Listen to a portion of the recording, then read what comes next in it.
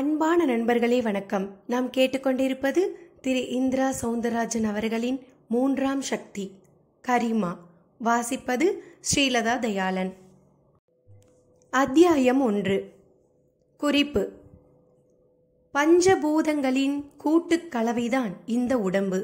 உண்ணும் உணவானாலும் செய்யும் உடற்பயிற்சிகளாலும் இதற்கு வலு ஏற்படுகிறது. அந்த வலுவால் அதிகபட்சம் ஒரு புலியை எதிர்க்கலாம், இல்லை 10 பேரை அடித்து நொறுக்கலாம், பெரும் பாறைகளை தூக்கி போடலாம், மரங்களை பிளக்கலாம். ஆனால் ஈர்க்குச்சியை விட மெலிதான ஒரு யோகி கரிமா சித்தியை கற்று பயின்றுவிட்டால் அவரது சுட்டு விரலை கூட இந்த பலசாலிகளால் அசைக்க முடியாது. இனி கதைக்குள்.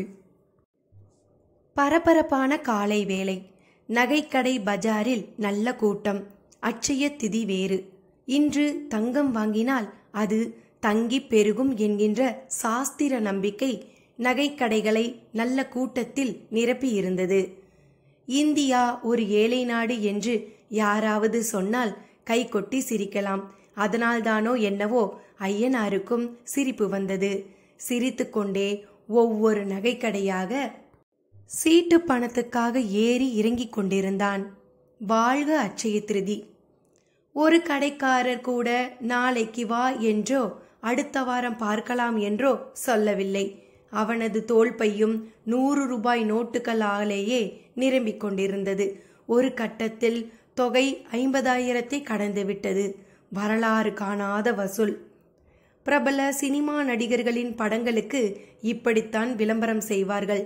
உண்மையில் அதெல்லாம் வசூலே இல்லை, இதுதான் வசூல் என்று தோன்றியது. இன்னும் ஒரு கடைதான் பாக்கி.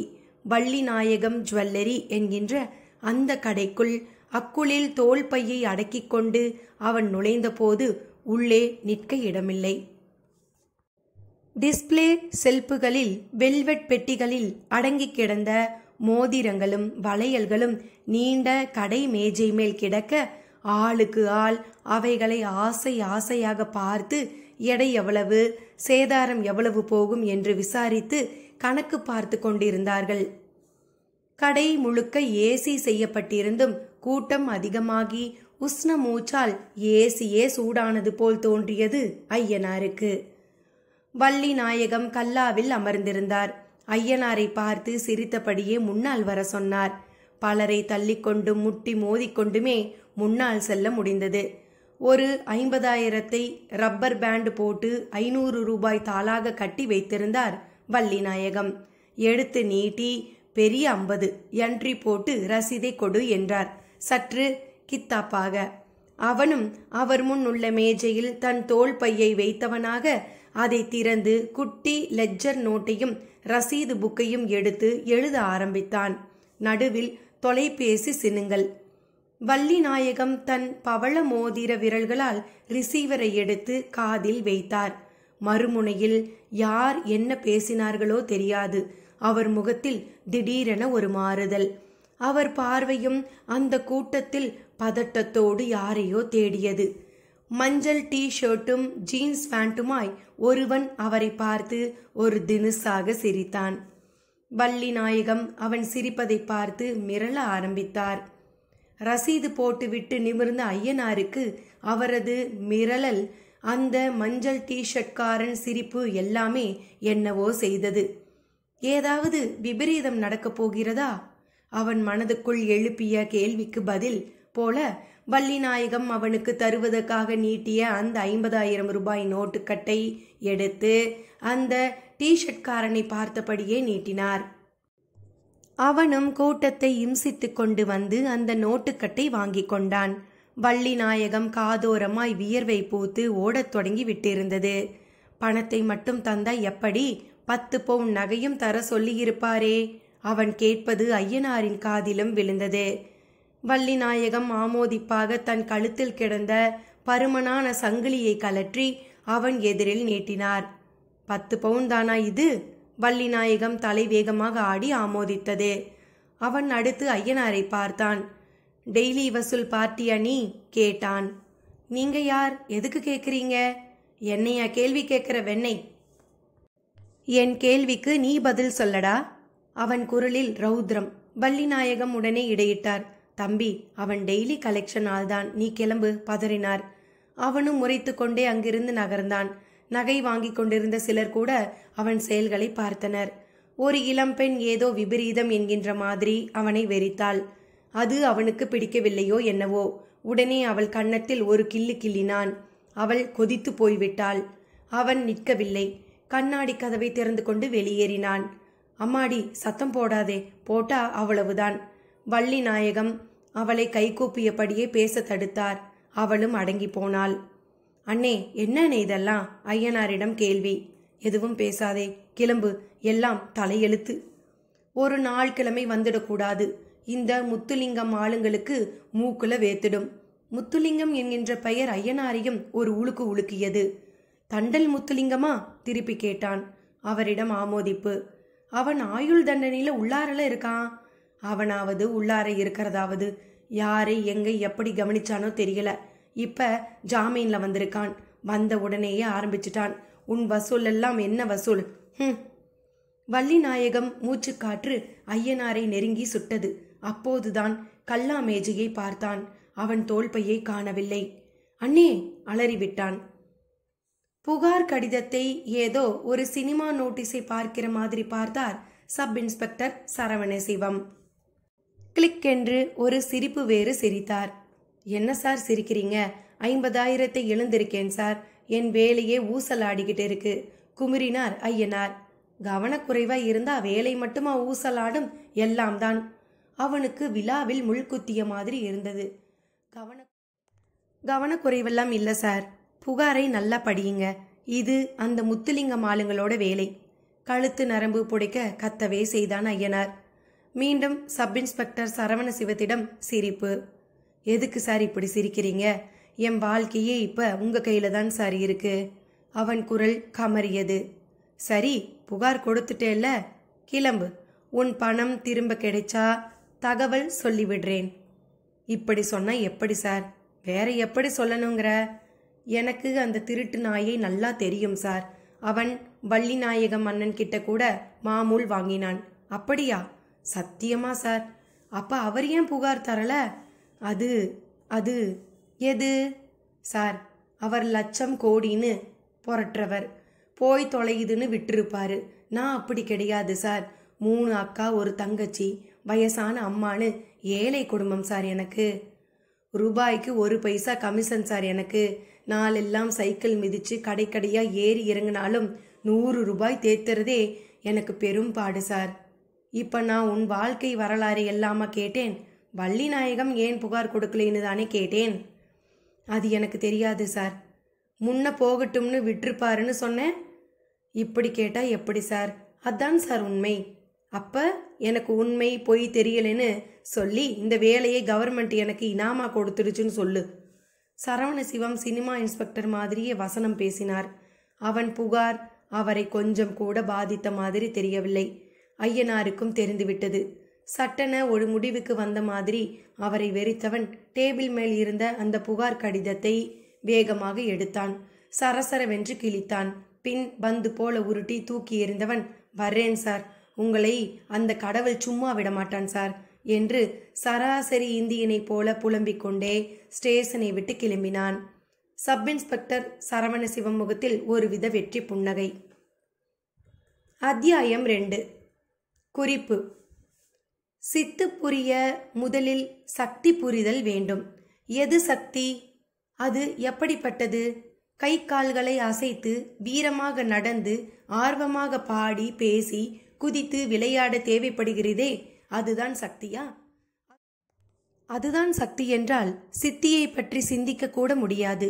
சக்தியின் ரகசியம் சாப்பிடும் சாப்பாட்டில் இல்லை, இழுத்துவிடும் மூச்சுக்காற்றில் இருக்கிறது. இனி கதைக்குள். கன்னியம்மாள் தட்டில் சோற்றை போட்டு எடுத்து வந்து சோர்வுடன் அமர்ந்திருந்த ஐயனார் அருகில் வைத்தாள். அவன் திரும்ப கூட இல்லை. இமைக்க கூட மறந்தவன் போல எங்கோ வெறித்தபடி அமர்ந்திருந்தான். ஐயா, சாப்பிடுடா. கன்னியம்மாள் குரலில் தாய்மையின் பரிபூரண கொப்பளிப்பு. அவன் காதில் அது விழவே இல்லை. எல்லாத்தையும் அந்த ஆண்டவன் பார்த்துப்பான்யா, நீ இப்போ ஒரு வாய் சாப்பிடு ராசா. ஐயனார் மெல்ல திரும்பி தாயை பார்த்தான். அவள் கழுத்தில் ஒரு பாசி மணிமாலை, கழுத்துக்கு கீழே தொளதொளவென்று ஒரு சாயம் போன ரவிக்கை, கழுத்து நரம்பெல்லாம் தெரியும் மிக மெலிந்த தோற்றம். ஆனால் அவள் கண்களில் மட்டும் நல்ல தீட்சண்யம். அதை பார்த்து அவன் கண்ணில் மழுக்கென்று கண்ணீர் துளிர்த்தது. அழுவாதையா, அப்புறம் நானும் அழுதுடுவேன். ஏழைங்கள்னாலே எல்லா காலத்திலேயும் எல்லோருக்கும் எழப்பம்தான்யா. அதுக்காக நாம் உடைஞ்சு போனா உசுரே வாழ முடியாது. இப்படி கையால் ஆகாம வாழறதுக்கு செத்து போயிடலாமேமா. அவன் ஆத்திரம் பீரல். சாவறத பத்தி அப்பால யோசிப்போம். இப்ப நீ ஒரு வாய் சாப்பிடு. இல்லம்மா, எனக்கு பிடிக்கல, நீ போ. இப்படி நீ உடைஞ்சு நொறுங்கி உட்கார்ந்திருக்கிறது எனக்கு மட்டும் பிடிச்சிருக்குதா கண்ணு? அவன் கேள்விக்கு இடையில் அவன் அக்கா சகுந்தலாவும் சுசீலாவும் எங்கோ போய் குடங்களில் நல்ல தண்ணீர் எடுத்து வந்தவர்களாக வீட்டினுள் நுழைந்து கொண்டிருந்தனர். மூன்றாம் அவளான விமலா காய போட்டிருந்த துணிகளை தோளில் போட்டவளாக கொள்ளையிலிருந்து உள்ளே நுழைய மூவரையும் பார்த்தவனுக்கு மேலும் அழுகை கூடி போனது. அவர்களும் கல்லை போல இறுகி போயிருந்தார்கள். குழாயடியில் நின்று தண்ணி பிடிக்க முடியல. உன் தம்பி பணத்தை தொலைச்சிட்டானாமேன்னு ஒரே பொருளி. மூத்தவள் சகுந்தலா முதல் அலுப்பை ஆரம்பித்தாள். நம்ம ராமண்ணையா அண்ணன் வீட்டில் கூட திருடு போயிடுச்சாம். அதுவும் இந்த முத்துலிங்கம் கோஷ்டி வேலைதான்னு பேசிக்கிறாங்க. அடுத்தவள் சுசீலா அவள் விட்ட இடத்தை தொடர்ந்தாள். நல்ல வேலை, மூன்றாம் அவள் எதுவும் சொல்லாமல் இருண்ட அறை நோக்கி நடந்து காய்ந்த துணிகளை மடித்து அடுக்க ஆரம்பித்தாள். நீங்க போங்கடி, யாரோ என்னவோ பேசிக்கிட்டு போவட்டும். இவன் ஏற்கனவே நொந்து நூலாகி கிடக்கான். போங்கடி, தம்பி சாப்பிடுப்பா. ஒருத்திக்கு 4 பொட்டச்சிங்க உன்னை நம்பித்தான் இருக்கோம். நீ இப்படி மனசு உடைஞ்சா என்னடா பண்ண? பேச்சோடு சோற்றை பிசைந்து மகனுக்கு ஊட்டவும் ஆரம்பித்து விட்டாள். அவனும் மெல்ல சாப்பிட ஆரம்பித்தான். ஐயனார், வாசப்புறம் இருந்து குரல் ஒன்று வந்தது. திரும்பிய போது கணேசன் நின்று கொண்டிருந்தான். சிநேகிதன். வாயா, வா சாப்பிடலாம். கன்னியம்மாள் அவனையும் சாப்பிட அழைத்தாள். இருக்கட்டும்மா, என்ன பண்ணிட்டு இருக்கான்? நடந்ததை நினைச்சு அழுதுட்டு இருக்கானா? கேள்வியோடு அருகில் கிடந்த கயிற்று கட்டிலில் போய் அமர்ந்தான்.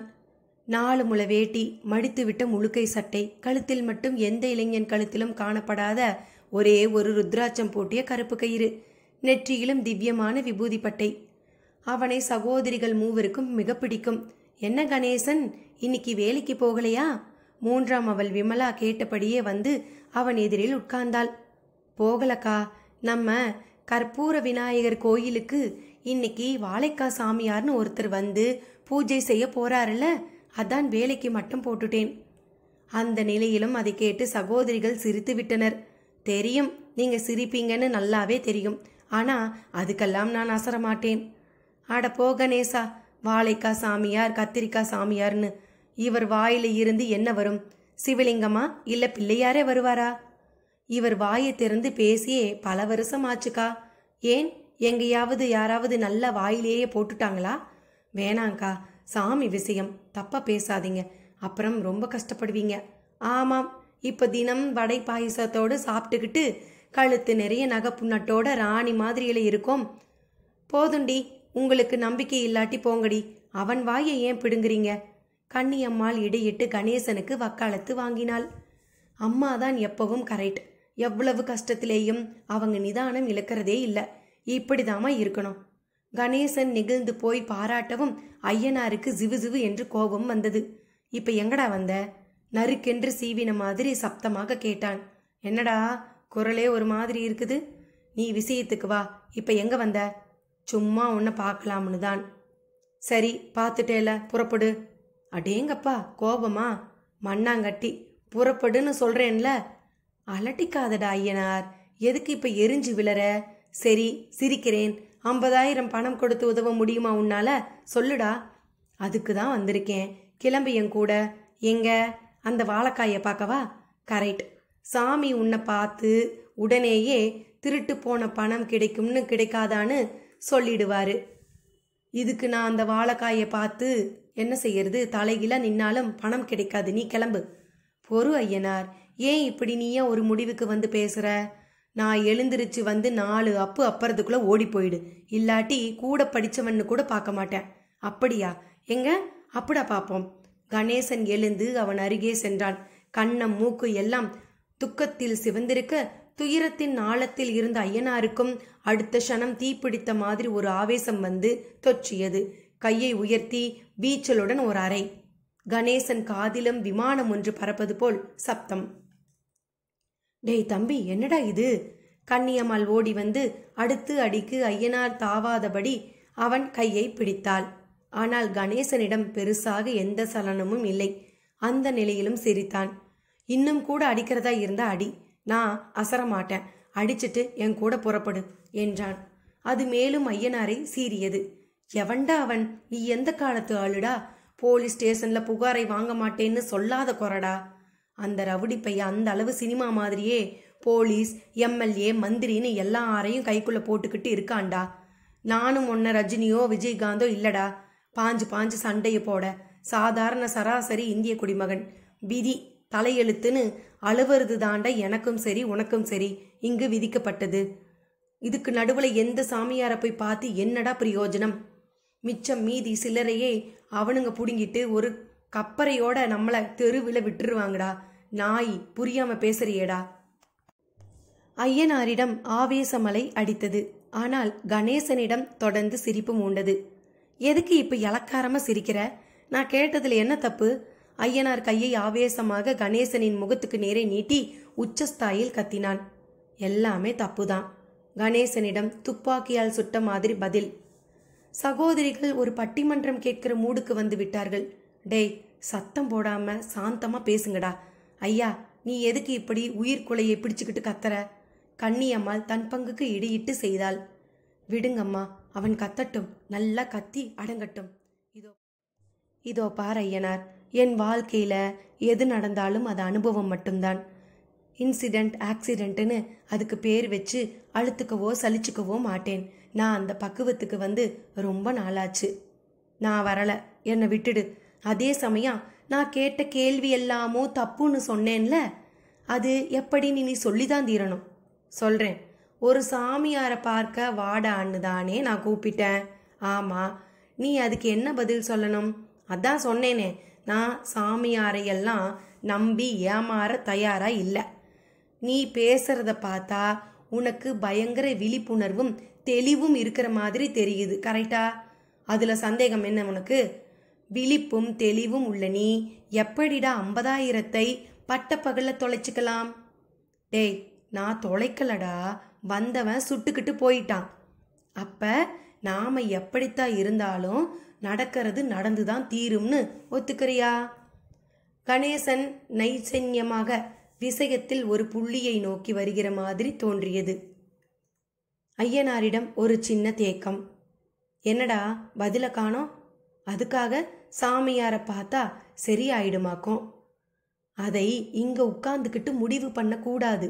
என் கூட எத்தனை வருஷமா பழகிற நீ, நான் முட்டாள்தனமா ஒருத்தரை நம்புவேனா? சரி, முடிவா விஷயத்துக்கு வா. அந்த சாமியார நான் வந்து பார்த்துட்டா என்கிட்ட இருந்து போன பணம் திரும்ப கிடைச்சிடுமா? அதுக்கு மட்டும் பதில் சொல். எனக்கு தெரிஞ்சு அவர் நோட்டு அடிக்கிற சாமியார் இல்ல. ஆனா அவர்கிட்ட சில அபூர்வ விஷயங்கள் இருக்கு. அது நமக்கு பயன்படுங்கிறது என் நம்பிக்கை. டேய், அவன்தான் அவ்வளவு சொல்றான்லடா, போய் தான் பாரேன். கன்னியம்மாளும் கணேசனுக்கு ஆதரவாக அவனை தள்ளிவிட்டாள். இறுதியாக ஐயனார் அரைமனதாக அவனோடு கிளம்பினான். சகோதரிகளால் அதை ஏற்கவும் முடியவில்லை, மறுக்கவும் முடியவில்லை. அத்தியாயம் 3. குறிப்பு. மூச்சுக்காற்றில்தான் எல்லாவித சூட்சமமும் இருக்கிறது. அப்படி என்னதான் இந்த காற்றில் இருக்கிறது என்பது முதலில் தெரிய வேண்டும். சாதாரண காற்றுதானே என்று நினைத்தால் அவ்வளவுதான். பல நூற்றாண்டுகளாக தடித்தும் பெருத்தும் வளர்ந்துவிட்ட மரங்களிலிருந்து இரும்பு கம்பங்கள் வரை எவ்வளவோ காற்றால் சாய்ந்துள்ளன. புயலடித்தால் இதெல்லாம் சகஜம் என்று சாதாரணமாக நினைத்து விடலாம். எப்படி என்று கேட்டு யோசித்து பார்க்க வேண்டும். ஒரு கோடாளியின் பலத்தை விட, மதம் கொண்ட யானைகள் பலவற்றின் பலத்தை விட, அந்த யானை முதல் கோடாரி வரை சகலத்தையும் வெட்ட வெளியில் பறக்க வைக்கும் காற்றே உலகின் மிக பெரிய பலசாலி. இந்த பலமான மூச்சுக்காற்று அளவில் குறைவாக தேவைக்கு மிகாமல் போய் வந்து கொண்டிருந்தால் அதனால் துடிப்பவைகள்தான் நாடிகள். ஆக்சிஜனும் கார்பன் டை ஆக்சைடும் கலந்த கலவையாய் மூக்குக்குள் நுழையும் காற்றில் கார்பன் டை ஆக்சைடில்தான் இருக்கிறது பிரதான சூட்சுமம். இது மிகுந்த பலமுள்ளது. இனி கதைக்குள். வாழைக்காய் சாமியாரை பார்க்க அப்படி ஒன்றும் கூட்டமில்லை. காரணம், அங்கே போன போது ஐயனாருக்கு துல்லியமாக புரிந்துவிட்டது. அவர் எந்த மாயாஜாலமும் செய்யவில்லை.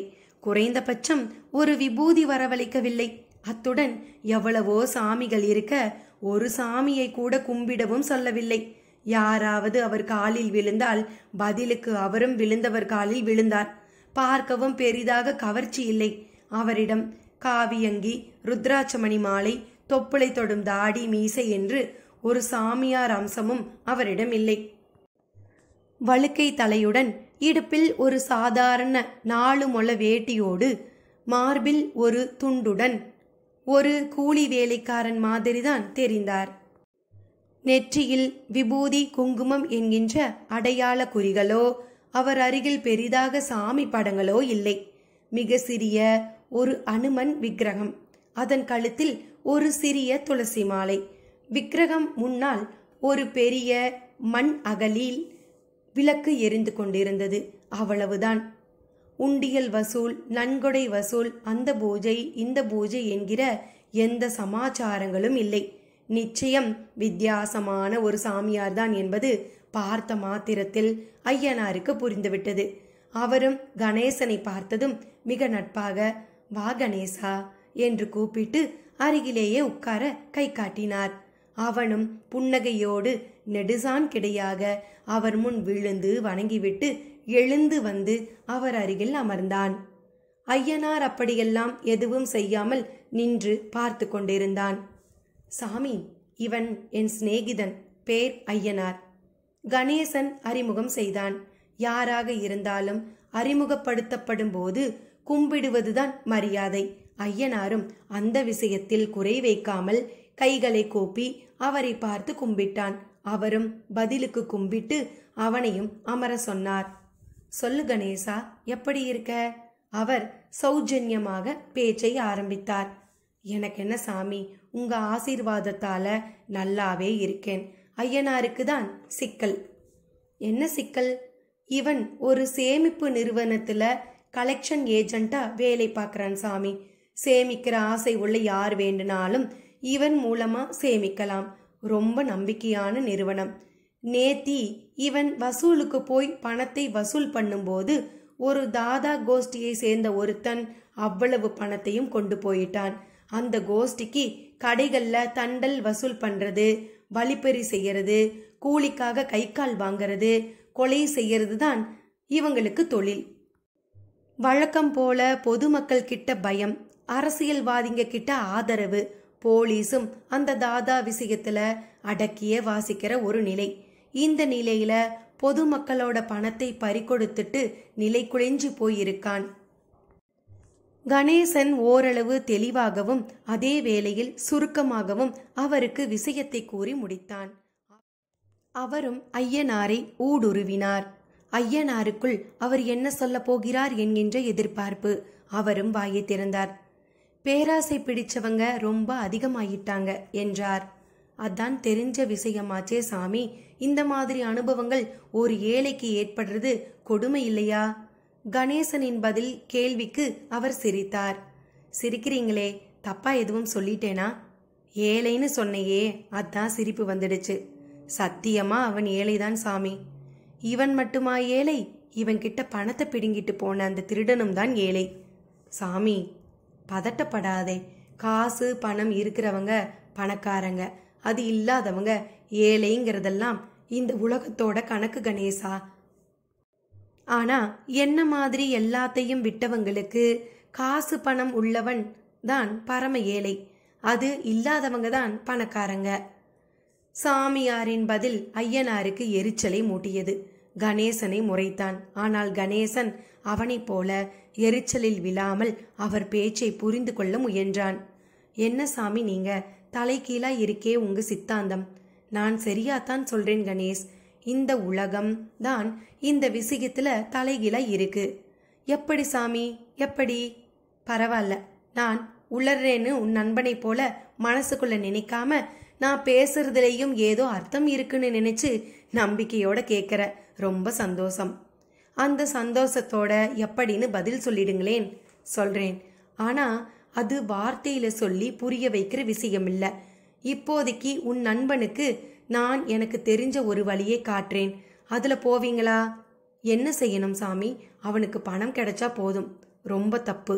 இந்த பணம் ரொம்ப அற்பம். இது கிடைக்கிறது ஒரு பெரிய விஷயமே இல்லை. இவன் கிட்ட பணத்தை அபகரிச்சான் பாரு ஒருத்தன், அவன் மாறணும். வாழ்க்கையில எங்கேயும் யார்கிட்டேயும் அவன் இந்த மாதிரி தப்பே பண்ணக்கூடாது. அதெல்லாம் சாத்தியமா சாமி? ஊரை அடிச்சு உலையில போடுறது தான் அவங்க வழக்கமே. உலையில நீ வெந்து போனா அவங்களும் அடிச்சு அடிச்சு போட்டுக்கிட்டு தான் இருப்பாங்க. உலையை உடைச்சுக்கிட்டு வெளியே வந்தா யோசிப்பாங்க இல்லையா? என்ன சொல்றீங்க? எதிர்த்து முண்டா தட்ட சொல்றீங்களா? அவங்க ஒரு கூட்டம் சாமி. குத்து கொலை எல்லாம் அவங்களுக்கு ரொம்ப சாதாரணம். பதிலுக்கு குத்தினா உள்ற போய் கம்பிதான் அவன் எண்ணணும். உடம்புல குத்தினாதானே கம்பி எண்ணணும். மனசுல குத்துறேன்னு சொல்றேன். மனசே இல்லாதவங்க சாமி அவங்க. எங்க போய் குத்த? அவசரப்படுறியே. இந்த அவசரம்தான் ரொம்ப தப்புங்கிறேன். என்ன சாமி, நான் அவசரப்பட்டிருந்தா உங்களை ஒரு கிறுக்கன்னு சொல்லிட்டு கிளம்பி இருப்பேன். உட்கார்ந்து பேசிட்டு இருக்க மாட்டேன். என் பேச்சை கேட்கிற பொறுமை இருந்தா போதுமா? பிரச்சனைகளை ஆழ்ந்து யோசிச்சு பார்க்குற சக்தியும் பொறுமையும் வேண்டாமா? கணேசனிடம் சற்றே தேக்கம். இதோ பார், உலகம் உயர்ந்தோர் மாட்டு. உயர்ந்தோருங்கிறவங்க யார்? யார் சாமி? தன்னையும் உலகத்தையும் புரிஞ்சுக்கிட்ட ஒரே ஒருத்தன் இந்த உலகத்துல இருந்தா கூட போதும். அவனால இந்த உலகத்தை ஆட்டுவிக்க முடியும். இல்லைனா உடம்புல பலமுள்ளவன்தான் எல்லோரையும் ஆட்டி வைப்பான். நாமளும் ஆடிக்கிட்டே இருக்கணும். தத்துவமா பேசாம பளிச்சுன்னு புரியற மாதிரி சொல்லுங்க. நாங்க என்ன செய்யணும்? போனதை விடு. அது ஒண்ணுமே இல்ல. உன்னை பலசாலியாக்கிக்கோ. என்ன சாமி, தண்டால் பஸ்கி எடுத்து உடம்பை தேத்திக்கிட்டு அவங்க கிட்ட போய் மோதுன்னு சொல்லாம சொல்றீங்களா? அதுக்கு கூட சாப்பிட பணம்னு ஒன்று வேணும் சாமி. அதைத்தான் இழந்துக்கிட்டு உட்கார்ந்துருக்கோம். திரும்பவும் நீ அவசரப்படுற. நல்லா சாப்பிட்டாதான் பலம்னு உனக்கு யார் சொன்னா? நான் ஒரு நாளைக்கு ஒரு வாழைப்பழம் தான் சாப்பிட்றேன். நான் பலசாலி இல்லையா? அவர் கேள்விக்கு கணேசன் பதில் சொல்ல வாயை திறந்தான். ஐயனார் அவன் வாயை மூடியவனாக பேச ஆரம்பித்தான். சாமி, நீங்க பலசாலி இல்ல. நீங்க போய் அந்த ரவுடி பசங்க முன்னால நின்னா ஒரே தட்டு. நீங்க ஒரு மாசத்துக்கு ஆஸ்பத்திரியில கிடக்க வேண்டி வரும். முதல்ல புரியாம தத்துவமா பேசுறத விட்டுட்டு பளிச்சுன்னு புரியற மாதிரி வெட்டு ஒன்று துண்டு ரெண்டுன்னு பேசுறதா இருந்தா பேசுங்க. இல்லாட்டி நாங்க கிளம்புறோம். ஐயனாரின் தீர்மானம் அந்த சாமியாரை வெறிக்க வைத்தது. சும்மா லுக்கு விடாதீங்க. நான் இப்ப சொல்றேன், நல்லா கேட்டுக்கோங்க. மோசக்காரன், ரவுடி, தாதா, கொள்ளைக்காரன் இவங்களை எல்லாம் எந்த காலத்திலையும் யாராலையும் ஒன்றும் பண்ண முடியாது. கொஞ்சம் பச்சையாகவே சொன்னா ஒன்றும் புடுங்க முடியாது. நிஜத்துல இப்படி முடியாது போற விஷயத்தை தான் சினிமாவில் கற்பனையில் காட்டி கதாநாயகனுங்கிறவன் இந்தியனா, சிட்டிசனா, தமிழனா, சாமுராயா வந்து அவங்களையெல்லாம் அடிச்சு காலி பண்ணி ஜெயிக்கிற மாதிரி காட்டுறாங்க. அதையும் ஜனங்க பார்த்து ரசிச்சு கைத்தட்டி பாராட்டுறாங்க. ஏன்னா நிஜத்துல ஒன்றும் பண்ண முடியாது. கற்பனையில தான் நீங்க எல்லா வீரத்தையும் காட்ட முடியும். மீறி நிஜத்துல நீங்க ஏதாவது செய்தீங்கன்னா பரலோகம் போக வேண்டியதுதான்.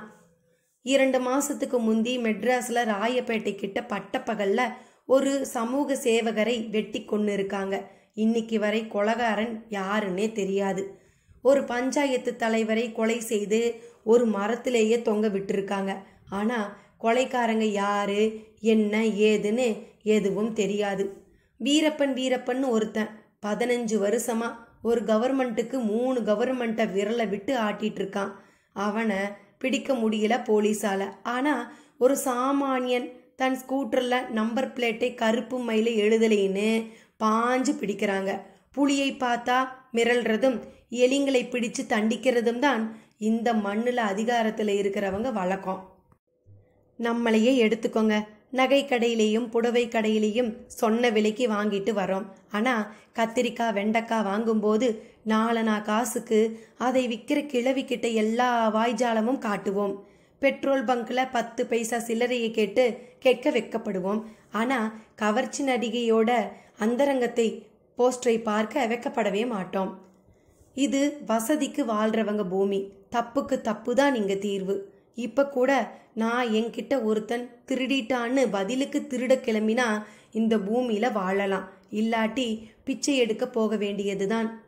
காசு இருந்தா என்ன வேணா பண்ணலாம், இல்லாட்டி நசுங்கி மூச்சு முட்டி சாக வேண்டியதுதான். இதுதான் யதார்த்தம். இதை சொல்லாம சாப்பிட்டாதான் பலமா, சாப்பிடாட்டி பலம் இல்லையா, என்ன பாரு நான் வாழைப்பழம் தான் சாப்பிடுறேன்னு உளறிக்கிட்டு இருக்கீங்களே. இவன் ஒரு மடையன். உங்ககிட்டையும் ஏதோ சரக்கு இருக்கிற மாதிரி உங்க உளறலுக்கெல்லாம் ஒத்து ஊதிக்கிட்டு இருக்கான். டேய் எழுந்திருடா, கிளம்புடா முதல்ல. ஐயனார் படைக்கோழி போல பிடரி சிலிர்க்க எழுந்தும் நின்றான். கணேசனுக்கே ஒரு புயல் அடித்த மாதிரி இருந்தது. பதிலுக்கு அந்த சாமியாரும் எழுந்து நின்றார். நல்லாவே பேசின தம்பி, நாட்டு நடப்பை நல்லாவே புரிஞ்சு வச்சிருக்க. போகட்டும். என்னை பலமில்லாதவன்னு சொன்னையே, நான் எவ்வளவு எடை இருப்பேன்னு உன்னால சொல்ல முடியுமா? இப்ப எதுக்கு இந்த கேள்வி? ஒரு 60 கிலோ இருந்தா அதிகம். கரெக்டா சொன்னையே, நான் 60 கிலோ தான். ஆமா, உன்னால என்ன தூக்க முடியுமா? ரொம்பலாம் இல்ல, தரையிலிருந்து ஒரு அங்குலம், ஒரே ஒரு அங்குலம் தூக்குனா போதும். நான் எதுக்கு உங்களை தூக்கணும்? நான் பலமில்லாதவன்னு சொல்ற உன் பலம் எனக்கும் தெரிய வேணாம். நாங்க ஒன்னும் கிங்காங் தாராசிங்கெல்லாம் இல்லை. ஆனா அதுக்காக உங்களை தூக்க முடியாத அளவு மோசமாகவும் போயிடல. அப்படியா? எங்க தூக்கு பார்க்கலாம். அவர் கைகளை கட்டிக்கொண்டு நின்றார். ஐயனார் அவர் இடுப்பில் கையை கொடுத்து தன் தோளுக்கு அவரை சாய்த்து ஒரே தூக்கு தூக்கினான். கிருகிருவென்று சுற்றினான். பிறகு இரு கைகளால் ஒரு வெயிட் லிப்டை தூக்குற மாதிரி தலைக்கு மேலேயும் தூக்கினான். அவர் சிரித்தபடியே, போதும் தம்பி, இறக்கிவிடு என்றார். அவனும் இறக்கிவிட்டான். சரி, இன்னொரு தடவை தூக்க பார்க்கறியா? இன்னொரு தடவையா? எதுக்கு இப்படி வேண்டாத வேலையா பண்ண சொல்றீங்க? எனக்காக ஒரு தடவை, ஒரே ஒரு தடவை. கெஞ்சி கொண்டே கைகளை கட்டிக்கொண்டு ஒரு தினுசாக மூச்சை உள்ளுக்கிழுத்தார் அவர். சமதையாதிருந்த மார்பு அவர் உள்ளிழுத்திருந்த மூச்சுக்காற்றால் பலூன் போல பருத்து கின்னென்று மாறியது. காலிரண்டையும் கூட சற்று அகட்டி வைத்து கொண்டார். குமரி முனையில் கடலுக்குள் இருக்கும் பாறையை பார்த்தபோது விவேகானந்தர் நிற்கும் அதே தோற்றத்தில் உறுதியாக நின்றார். ஐயனார் போய் தொலைகிறது என்கின்ற மாதிரி அவரை தூக்க தயாரானான். முதல் தடவை முயன்ற மாதிரியே இடுப்பில் கை வைத்து தோளில் அவரை தூக்கி போட்டுக்கொள்ள பார்த்தான். ஆனால் ஒரு இரும்பு சிலையை தொட்ட மாதிரி இருந்தது. எவ்வளவு முயன்றும் அவரை வளைத்து தோளில் போட முடியவில்லை. கணேசனுக்கு புரிந்துவிட்டது. சாமி தன்னை புரிய வைக்க தொடங்கிவிட்டார். ஐயனார் இப்போது அவரை கட்டி அப்படியே நேராக தூக்க முயன்றான். தரையோடு தரையாக போல்ட்டு நட்டு போட்டு முறுக்கின மாதிரி அவர் நின்றார். இறுக்கி பிடித்த அவன் கை இரண்டும் தான் வழுக்கிக் கொண்டு மேலேறியது. ஆனால் 1 மில்லி மீட்டர் கூட அவரை தூக்க முடியவில்லை. மூச்சிரைத்தது. கைகள் அசந்து போய் வழி எடுக்க ஆரம்பித்தன. ஆகட்டும் கணேசா, நீயும் வந்து உன் நண்பனுக்கு உதவி செய். அவரிடம் கித்தாப்பு. கணேசனும் உடனே முயன்றான். ஐயனார், நீ அந்த தோள்பட்டையை பிடி, நான் இந்த பக்கம் பிடிக்கிறேன். 1 2 3 சொல்லி ஏக் தம்மா ஒரு தூக்கு தூக்குவோம். அவன் சொன்ன மாதிரியே ஐயனார் தயாரானான். Ready, 1 2 3 Jude. இருவரும் கத்தியதுதான் மிச்சம். அவர் நின்று கொண்டே இருந்தார். வேணும்னா ஒன்று பண்ணுங்க, போய் இன்னும் ஒரு 2 பேரை கூட்டிக்கிட்டு வாங்க, முயற்சி செய்யுங்க. அவர் தங்கியிருந்த கற்பக விநாயகர் கோயில் மண்டபத்துக்கு வெளியே நிறைய பேர் இருந்தார்கள். ஆனால் அவர்களை போய் கூப்பிட ஐயனாருக்கு வெட்கம் தடுத்தது. உள்ளுக்குள் இது ஏதாவது மாய்மாலமாக இருக்குமோ என்று தோன்றியது. என்ன தம்பி, இது ஏதாவது மாய்மாலமாய் இருக்குமோன்னு யோசிக்கிற போல இருக்குதே. கச்சிதமாக மனதை படம் பிடித்தார். ஆமா, அப்படித்தான் நினைக்கிறேன். நீங்க என்னவோ பண்றீங்க, இதுல ஏதோ ட்ரிக் இருக்கு. அவன் அவநம்பிக்கையை வார்த்தையில் காட்டினான். கரெக்டா சொன்ன, ட்ரிக்கு தான். இந்த ட்ரிக்கு தெரிஞ்சவன் தான் பணக்காரன். இது தெரியாம அச்சடிச்ச காகிதத்தை வச்சுக்கிட்டு இருக்கிறவனா பின்ன பணக்காரன்? அவர் தனது ஆரம்ப நிலை விளக்கத்துக்கு பதில் சொல்லுகிற மாதிரி இருந்தது. கணேசன் கூர்மையானான். சாமி, என்ன சாமி ட்ரிக் இது? எதுக்கு கேட்குற? அது இதுதான்னு நான் சொன்னா அப்புறம் அதுக்கும் ஒரு பதில் சொல்லுவேன். நகை கடையில் பேசாமலும் காய் வாங்குற இடத்துல வாய்ஜாலமும் காட்டுற சாமர்த்தியங்கள் தானே உங்க வரையில பெருசு. இதெல்லாம் மாய்மாலம் தானே. அவர் ஊசி போல குத்தவும் செய்தார். ஐயனாரிடம் முதல் முறையாக பணிவு. அவரை சற்று வியப்புடன் பார்த்தான். என்ன பார்க்குற? உனக்காக நான் ஒரு காரியம் பண்ண போறேன். அதை பண்ணாம நான் எதை பண்ணினாலும் நீ மனசமாதானத்தோட என் பேச்ச கேட்க மாட்ட. ஆமா, உன்கிட்ட பணத்தை அபகரிச்சுட்டு போன ஒரு மனிதன் இருக்கான்னு, அவன் இருக்கிற இடம் உனக்கு தெரியுமா? தெரியும், நல்லா தெரியும். மேலே தெருவில் ஒரு ஒயின் ஷாப் இருக்கு. அங்கதான் அவனும் அவனோட தலைவன் தாதா முத்துலிங்கமும் இருக்காங்க. அப்ப இப்பவே கிளம்பு. அந்த நண்பர்களை நான் உடனே சந்திக்கணும். இப்பவே வா. அவங்களையா? ஆமாம், நீ கூட வர வேண்டாம். பணம் உன் வீட்டுக்கு உன்னை தேடி வரும். அதை எடுத்துக்கிட்டு போய் நீயும் உன் சீட்டு கம்பெனியில கட்டிடு. என்ன சாமி, என்ன பயமா இருக்குதா? இல்ல சாமி, அங்க போய் ஏதாவது சித்து வேலை காட்டி. சித்து வேலையே தான். எத்தனை சித்தன் தட்டி கேட்கறதுல தப்பு ஒண்ணும் இல்லையே. இல்ல சாமி, சத்தியமா இல்ல. எனக்கும் அதுதான் வேணும். அவங்க மட்டும் உங்களால மடங்கிட்டாங்கன்னா இந்த ஊரே உங்களை கையெடுத்து கும்பிடும் சாமி. அதெல்லாம் அப்புறம். நீ முதல்ல அவங்க இருக்கிற இடத்த காட்டு. அவர் மண்டபத்தை விட்டு கிளம்ப ஆரம்பித்தார். ஐயனாருக்கும் கணேசனுக்கும் கொஞ்சம் நெருடலாக இருந்தாலும் என்னதான் நடக்கிறது என்று பார்த்து விடுவோம் என்று தோன்றியது. கூடவே புறப்பட்டும் விட்டனர். அத்தியாயம் 4. குறிப்பு. நமது மூச்சுக்காற்றில் பல ரகசியங்கள் உள்ளன. நமது உடலின் மூச்சுக்காற்று 5 விதமாக இயங்குகிறது.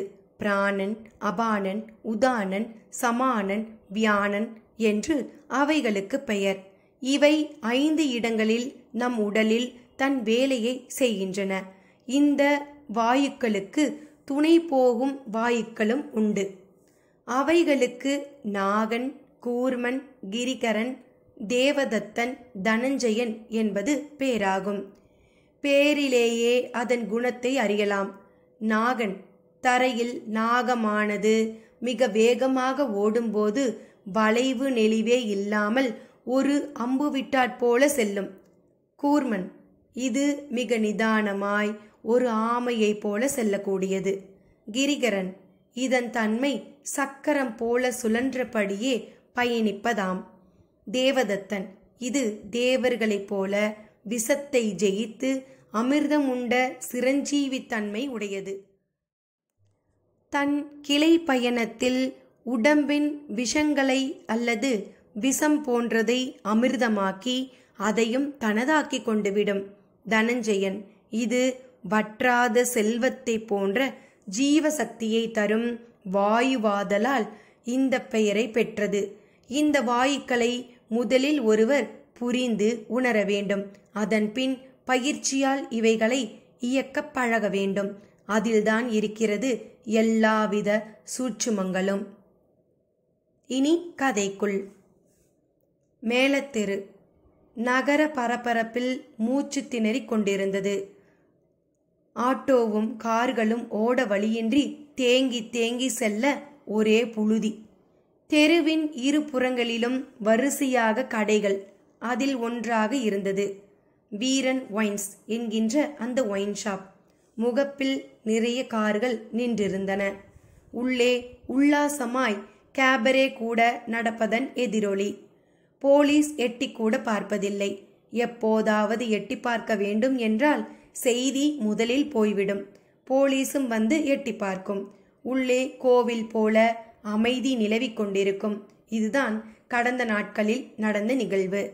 ஒரு சைக்கிள் ரிக்ஷாவில் சாமியாரும் கணேசனும் ஐயனாரும் அந்த கடைமுன் வந்து சேர்ந்தார்கள்.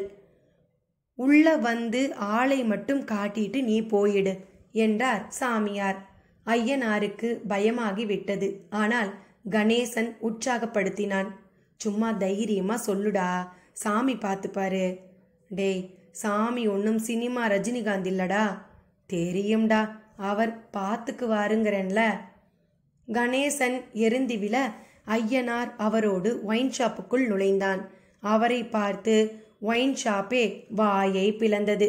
சிலர் இடக்கு சிரிப்பு சிரித்தார்கள். அதையெல்லாம் அவர் லட்சியமே செய்யவில்லை. ஆளுக்கு ஆள் குடிப்பதை பார்த்தபடி ஐயனாரை கூப்பிட்டு அதில் அன்று அவனிடம் பணத்தை அபேஸ் செய்து கொண்டு போனவனை காட்டச் சொன்னார். ஐயனாரும் பார்வையை ஒரு சுழற்றி தேடினான். அந்த டிஷர்ட் தடியனும் நின்று கொண்டிருந்தான். ஐயனாரின் கை அவனை நோக்கி நீண்டது. சரி, நீ போ, வீட்டில் போய் இரு, இவன் பணத்தோட வருவான். சாமியார் தீர்மானமாக துளி கூட அவநம்பிக்கை இல்லாமல் சொன்னார்.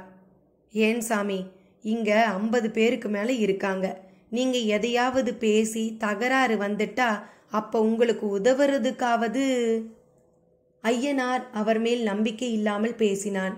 நீ எனக்கு உதவ விரும்புறியா? சினிமாவில் தான் சாமி கதாநாயகன் இந்த மாதிரி கிளப்புங்களுக்கு வந்து எல்லோரையும் அடிச்சு நொறுக்கிட்டு அவன் மட்டும் ஜெயிப்பான். அதுக்கு தகுந்த மாதிரி அடிக்கிறவங்களும் ஒருத்தர் பின்னால ஒருத்தரா வருவாங்க. கதாநாயகன் ஜெயிச்சாதான் கதை. அதனால எல்லாமே படு செட்டப்பா இருக்கும். அது பொய் சண்டைன்னு தெரிஞ்சாலும் பார்க்குறவங்களுக்கு ரொம்ப பிடிக்கும். ஆனா இது நிஜம் சாமி. இவங்க கொலைக்காரங்க. எனக்கு உதவ வந்து உங்களுக்கு எதுவும் ஆயிடக்கூடாது பாருங்க. ஐயனாரின் விளக்கத்தை ரசித்த சாமியார் அவன் தலையை செல்லமாக வருடினார். அந்த நொடிகளில் அவனுக்கு பரவசமாக இருந்தது. வாழ்நாளில் ஒருவர் தொட்டு பரவசப்படுவது என்பது அபூர்வமான ஒரு விஷயம். காதலிக்கும் போது காதலியின் ஸ்பரிசம் பரவசம் தரும். அதுவும் கூட ஆரம்ப நாட்களில்தான். பின் அது உதிர்ந்துவிடும். ஐயனாருக்கு ஒரு அத்தை மகள் இருக்கிறாள். அவள் தொட்டபோது சிலிர்த்திருக்கிறான். அதன் பின் இப்போது சாமியார் தொட்டபோதுதான் சிலிர்த்து போனான். உடம்பு இப்படி சிலிர்ப்பது எதனால் என்றெல்லாம் அவனுக்கு தெரியவில்லை. இருவரும் அங்கே பேசிக்கொண்டு நிற்பதை சிலர் வியப்பாக பார்த்தனர். ஒயின் ஷாப் அட்டெண்டர் சாமியாரிடம் வந்து, என்ன சாமி, தண்ணி அடிக்க வந்தீங்களோ? போய் அப்படி உட்காருங்க என்று ஒரு காலியான மேஜை நாற்காலியை காட்டினான். இல்லப்பா, நான் அந்த தம்பி கூட பேசணும் என்று ஐயனார் சுட்டி காட்டியவன் அருகில் சென்றார். அவனும் சாமியாரை பார்த்தான். பார்த்த நொடி சிரிப்பு வந்து விட்டது. என்ன பெருசு, உனக்கெல்லாம் தண்ணி கேட்குதா என்று எகத்தாளம் பேசினான். ஆமாம் தம்பி, ஏன் நான் குடிக்கக்கூடாதா? குடிக்கலாமே, தாராளமாக குடிக்கலாம். குடிக்கத்தானே இந்த பாரே. ஆனால் பெருசு, ஒரு பெக்குக்கு மேலே போயிடாத, அப்புறம் ஃப்ளாட் ஆயிடுவேன். அப்படியா? என்ன அப்படியா? ஊதுனா பறந்துடுற மாதிரி இருக்க, கேள்வி கேட்குறிய நீ?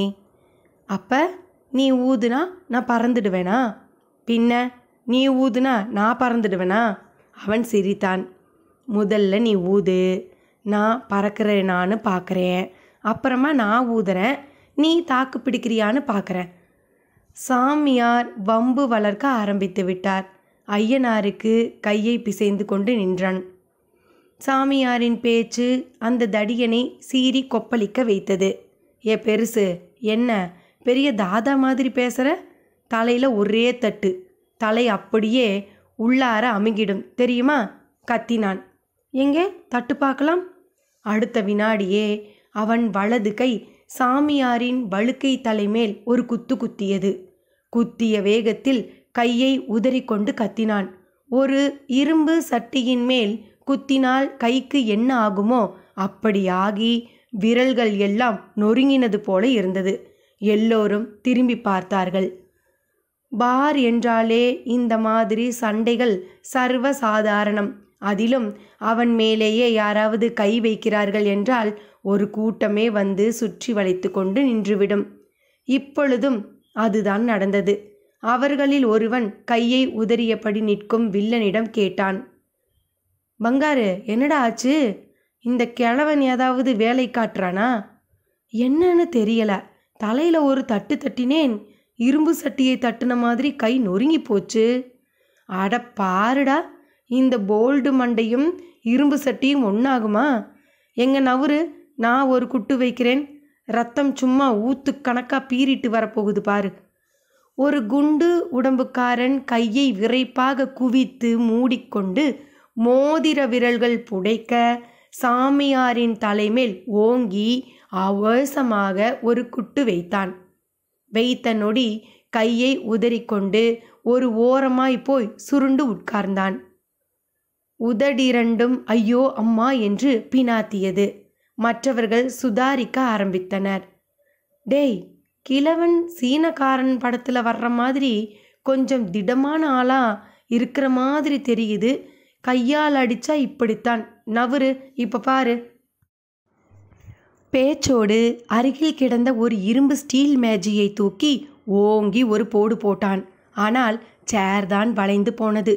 சாமியார் அசையாமல் நின்று கொண்டு அவர்களை வெறித்தார். வெளியே நின்று கொண்டிருந்த கணேசனும் என்னவோ ஏதோவென்று பார்க்க பாருக்குள் வந்து நடந்ததை பார்த்து விக்கித்து போயிருந்தான். பயங்கரமான ஒரு நிசப்தம் இப்போது அங்கே. சாமியார் அந்த டிஷர்ட் தடியன் பக்கம் திரும்பினார். அவன் திருவென்று முழித்து கொண்டிருந்தான். ஊதுனா நான் பறந்துடுவேன்னு சொன்னவன் நீதானே? அவன் தலையை ஆடி ஆமோதித்தான். இப்போ நான் ஊதுறேன், பறக்காம அப்படியே நில்லு பார்ப்போம். சாமியார் சட்டென்று ஒரு யோக முத்திரைக்கு வந்து காற்றை நிதானமாக உள்ளுக்குள் இழுக்கத் தொடங்கினார். சராசரி பருமனில் இருந்த அவரது மொத்த உடம்பும் ஒரு காற்று பிடிக்கும் பலூன் போல பருக்க ஆரம்பித்தது. எல்லோரும் அதிசயமாக அந்த காட்சியை பார்க்க அவர் உருவமும் விஸ்வரூபமாக ஆரம்பித்தது. சினிமாவில் மட்டுமே ஐயனாரும் கணேசனும் இந்த மாதிரி காட்சிகளை பார்த்திருக்கிறார்கள், அதுவும் கேமரா ட்ரிக்கில். ஆனால் இங்கே நிஜத்தில். கணேசா, என்னடா இது? ஐயனார் கணேசன் காதில் கிசுகிசுத்தான். எதுவும் பேசாதே, கவனி. சாமியார் தான் பருத்து புடைத்தது போதும் என்கின்ற முடிவுக்கு வந்தவராக ஒரு ஊது அவனை நோக்கி ஊதினார். அவனும் பிடிமானமில்லாமல் படுவேகமாக பறந்து பக்கத்து சுவர் மேல் மோதி கீழே விழுந்து தரையிலும் ஒரு குப்பை போல அடித்து செல்லப்பட்டான். மற்றவர்களும் ராட்சச மின்விசிறி காற்றிடம் அகப்பட்டது மாதிரி அங்கும் இங்குமாக உதிர்ந்து சுவற்றோரமாய் சென்று பல்லி போல் ஒட்டிக்கொண்டு நின்றார்கள். ஒரு 30 வினாடி வரை விடாமல் ஊதிய சாமியார் பழைய வடிவத்திற்கு வந்து சாதாரணமாக அவர்களை பார்த்தார். எல்லோருமே அவரை வெறித்தனர். சிலர் கைகளை கூப்பி கும்பிட்டனர். அவர் பார்வையோ அங்க பங்காரு மேலேயே இருந்தது. அவனும் அவர் மேலேயே குறியாக இருந்தான். வாடா இங்க. அவர் சுண்டு விரலை அசைத்து அருகில் அழைத்தார். அவனும் உதறலோடு அருகில் வந்தான். இங்க நீ பார்த்த எதுவும் மாய்மாலம் கிடையாது, எல்லாமே அசூர பயிற்சி. இதுக்கெல்லாம் ஐயனாரை நோக்கி கையை காட்டினார். இவர்தான் என் குரு. இவர் ஒரு யானையை சாதாரணமாக தன் தோளில் தூக்கிடுவார், தெரியுமா? அவர் சொல்ல ஐயனார் அரண்டு போனான். அதற்கு மேல் அரண்டு போனான் அந்த பங்காரு. என் குருக்கிட்ட நீ பணத்தை திருடி இருக்க, அது மட்டும் இல்லை, கடையாக ஏறி தண்டல் வசூலெல்லாம் பண்ணிகிட்ருக்கியாமே. சாமி, அது என் முதலாளி சொன்னதுக்காக செய்யறதுங்க. இனி செய்வியா? இல்லைங்க, செய்ய மாட்டேங்க. நீ மட்டும் இல்லை, உன் முதலாளியும் திருந்தணும், ஒழுங்கா வேலைக்கு போகணும், இந்த கடையையும் இழுத்து மூடணும். சாமி, இதெல்லாம் என் கையில் இல்லைங்க, போய் சொல்லு. உடனே உன் முதலாளி துப்பாக்கியால் சுடுறதுக்கு என்னான்னா திரும்பி கேட்பான். உனக்குமே அப்போ சுட்டிருந்தா என்னான்னு இருக்கும் தோணும்ல. ஆகையால் அதையும் இங்கே பார்த்துடுங்க. யார்கிட்ட இங்கே துப்பாக்கி இருக்குது? சாமியார் கேட்க ஒருவன் முன்வந்தான். சிறிய பிஸ்டல் ஒன்றை இடுப்பு மடிப்பில் ஒளித்தி வைத்திருந்து எடுத்தான். அதால் என்ன சுடுறதா? ஐயோ சாமி, வேண்டாம். சுடுறானா? நிஜமா உங்களுக்கு எதுவும் ஆயிடாதே, சுட்டு தெரிஞ்சுக்கோ. இல்லை, எனக்கு பயமா இருக்கு. தம்பி கணேசா, நீ வாங்கி சுடு பார்ப்போம். சாமி சொன்னதை செய்யே. கணேசனும் அந்த துப்பாக்கியை வாங்கி சாமியாரை பார்த்து சுட்டான். தோட்டா ஒரு கோந்துருண்டை போல சாமியாரின் வயிற்றின் மேல் ஒட்டி கொண்டது. எவ்வளவு குண்டு இருக்கோ அவ்வளவையும் சுடு. கணேசனும் டும் டும் என்று தொடர்ந்து சுட பச்சக் பச்சக் என்று தோட்டாக்கள் சாமியாரின் வயிறு, தோள்பட்டை, மார்பில் பட்டு ஒட்டி கொண்டது.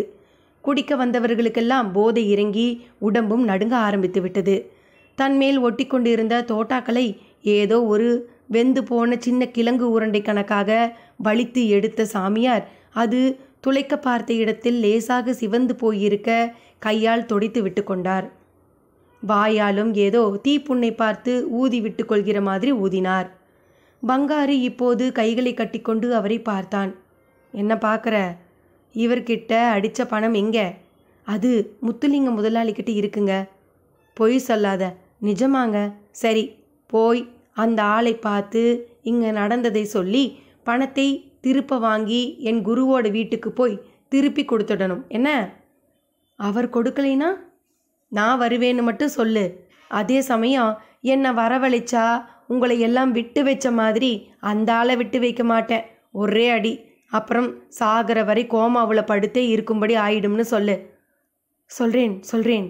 இனிமே மனுஷங்களா நடந்துப்பீங்களா? நிச்சயமா. அவர்களின் பதிலை கேட்டு மகிழ்ச்சியுடன் அந்த சாமியார் ஐயனார் பக்கம் திரும்பினார். ஐயனார் கிட்டத்தட்ட ஸ்தம்பித்திருந்தான். குரு, இந்த சிஷ்யன் வரம்பு மீறி ஏதாவது செய்திருந்தா மன்னிச்சுக்கணும். உங்களுக்கு தெரிஞ்சதில் 10ல் 1 பங்கை கூட நான் இங்கே காட்டிடலை. அதுக்கே இவங்க அரண்டு போயிட்டாங்க. அதே சமயம் உங்களை மாதிரி எல்லாம் தெரிஞ்சிருந்தும் அடக்கமாக சாதுவாக இருக்க என்னால் முடியாது. காட்ட வேண்டியதை காட்டினாதான் அடங்க வேண்டியவங்க அடங்குவாங்க. பார்த்தீங்களா இங்கே எல்லோரும் அடங்கிட்டதை?